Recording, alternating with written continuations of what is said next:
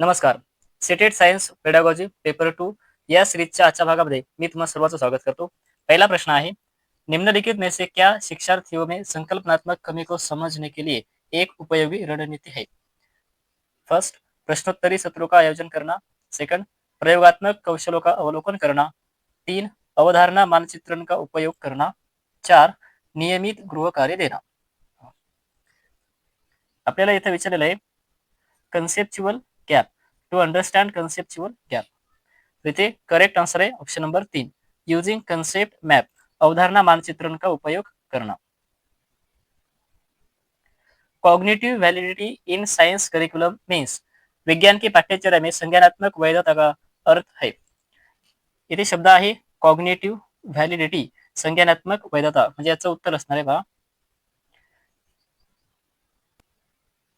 Adaptation of content as per the cognitive level of learners. शिक्षार्थियों के संज्ञानात्मक स्तर के अनुसार सामग्री का समायोजन. कॉग्निटिव लेवल किंवा याला दुसरा एक शब्द येतो बऱ्याच ठिकाणी, एज अप्रोप्रिएट. कॉग्निटिव्ह म्हणजेच age appropriate. Which of the following statement best describes the nature of science. निम्नलिखित कथन में से कौन सा विज्ञान की प्रकृति का सबसे अच्छा वर्णन करता है? करेक्ट आंसर है option number 2, science is a social in nature. विज्ञान प्रकृति में सामाजिक है.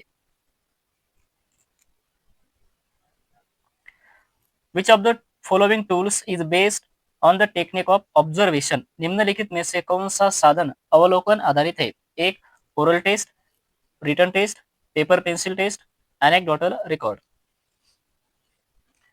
ऑप्शन नंबर 4, एनेक्डोटल रिकॉर्ड और वर्णन अभिलेख. It is based on technique of observation, अवलोकन पर आधारित है.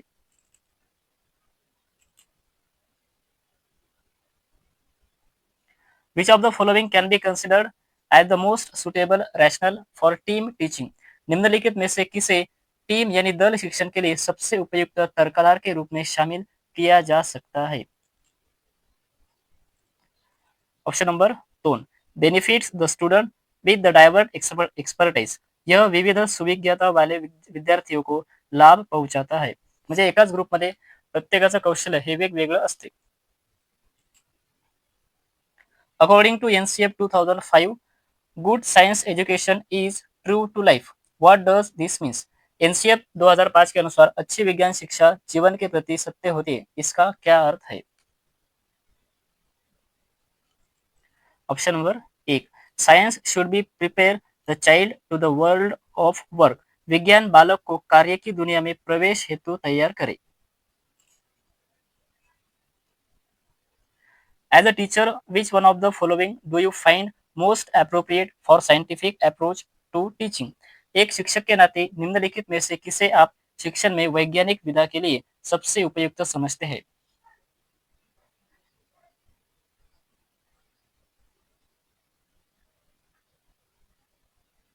Option number 4, ask the students to perform activities related to the concept. अवधारणाओं से संबंधित गतिविधियों को शिक्षार्थियों से कराना. Why are science fairs organized schools? विद्यालयों में विज्ञान मेले का आयोजन क्यों किया जाता है? शिक्षार्थियों को विज्ञान में उच्च शिक्षा के लिए तैयार करने के लिए, शिक्षार्थियों को उनकी परीक्षा में अच्छे अंक प्राप्त करने में सहायता करने के लिए. इधर नेगेटिव है, to nurture creativity and experimentation in science among students. Option number 3 प्रश्नाचं बरोबर उत्तर है, शिक्षार्थियों में विज्ञान में सृजन एवं प्रयोग करने की क्षमता का विकास करने के लिए. Why is formative assessment important in science? विज्ञान में रचनात्मक आकलन क्यों महत्वपूर्ण है? एक, यह लेना आसान है. लेना आसान है म्हणजे नाही, तर हे पहिलं ऑप्शन चुकीचं आहे. Second, it helps in developing scientific temper in students. It is diagnostic. Option number 3 हे करेक्ट आंसर है, यह निदानात्मक है. A burning candle gets put out after some time of being covered with a glass jar. एक जलती हुई मोमबत्ती एक कांच के जार से ढकने पर कुछ समय पश्चात बुझ जाती है. उपरोक्त अवलोकन से निम्न में से कौन से निष्कर्ष निकाले जा सकते हैं? एक, मोमबत्ती के जलने के लिए वायु की आवश्यकता होती है. दो, मोमबत्ती के जलने के लिए ऑक्सिजन की आवश्यकता होती है. आता पहिल्या प्रश्नामध्ये दिलं एअर. मोमबत्ती के जलने के लिए वायू की आवश्यकता होती. मग या वायूमध्येच काय येणार? ऑक्सिजन सुद्धा येणार. ठीक आहे. म्हणजे हे जे दुसरं आहे हे वेगळं देण्याची गरज नाही. म्हणजे ऑप्शन नंबर 1 केवल 1. विभवांतर की संकल्पना समझाने के लिए एक शिक्षिका पानी की टंकी का उदाहरण देते हैं जिससे पानी उच्च दबाव से निम्न दबाव की ओर गति करता है. वह किस अनुदेशात्मक युक्ति का प्रयोग कर रही है? ऑप्शन नंबर बी एनोलॉजी तुल्य रूपता. Which of the following is not a desirable practice in the context of teaching and learning of science? विज्ञान के शिक्षण और अधिगम के संदर्भ में निम्नलिखित में से कौन सी एक वांछनीय प्रक्रिया नहीं है? Option number B. Focus should be on the getting the right answers from students and not on their incorrect responses.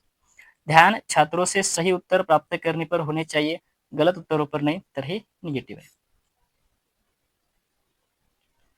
Which of the following strategies will not be helpful in bridging the rural-urban divide in science education?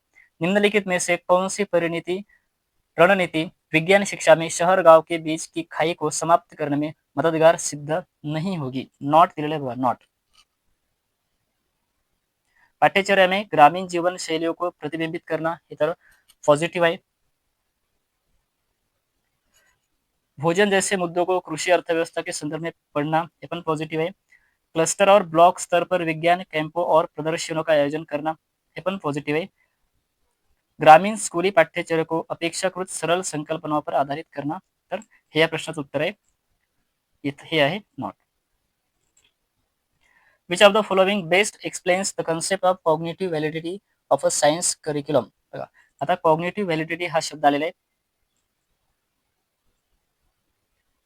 म्हणजेच age appropriate. Option number B इथं जी आहे age appropriateness of curricular materials. पाठ्यचर्या सामग्री की आयु उपयुक्तता म्हणजेच कॉग्निटिव्ह डेव्हलपमेंट. पाठ्यपुस्तकों का विकास की प्रक्रिया का निम्नलिखित में से कौन सा एक वांछनीय लक्षण है? Which of the following is desirable features of the text book development process? बरोबर उत्तर आहे option number C intensive and widespread field trials.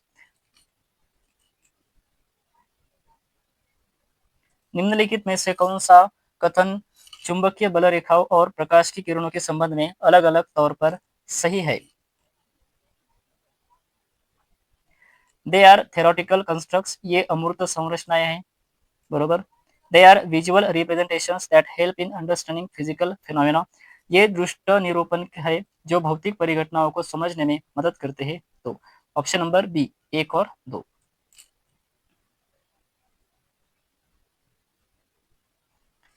विज्ञान शिक्षक को और अधिक अपसारी प्रश्न पूछने चाहिए.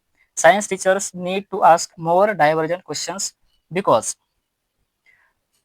यह गहन सोच को प्रोत्साहित और विकसित करता है. बरोबर. यह शिक्षार्थियों को उत्तर सही करने में दिशा प्रदान करता है. रॉन्ग. यह सोचने की युक्तियों को विकसित करता है. राइट. यह शिक्षार्थियों में सृजनात्मक व्यवहार के आकलन में सहायता करता है. बरोबर. म्हणजे A C and D. Option number 2. Which of the following have the most scope for promoting art integrated learning in science? विज्ञान में कला एकीकृत अधिगम को बढ़ावा देने की संभावना निम्न में से किस में सबसे अधिक है? Option number 3 projects end portfolios. निम्न में से कौन से प्रश्न अपसारी है? Which of the following questions is a divergent questions. Divergent म्हणजेच ज्या प्रश्नाचे एकापेक्षा अनेक सोल्यूशन निघतात ते. पहिला आहे अगर पृथ्वी को आकार में आधा कर दिया जाए तो गुरुत्व कैसे प्रभावित होगा? तर हे डायव्हर्जंट नाही, याचं एक निश्चित उत्तर आहे. Y does a ball throne up comes down. याचं पण निश्चित उत्तर आहे म्हणजे गुरुत्वाकर्षण. व्हॉट इफ बघा हे प्रश्न असतात अशी सुरुवात. What if there was no gravity on the earth. क्या होता अगर पृथ्वी पर कोई गुरुत्व यानी गुरुत्वाकर्षण नाही होता? तर या प्रश्नाचे उत्तर वेगवेगळे येतात. म्हणजे हा प्रश्न कसा आहे डायव्हर्जंट क्वेश्चन आहे. धन्यवाद.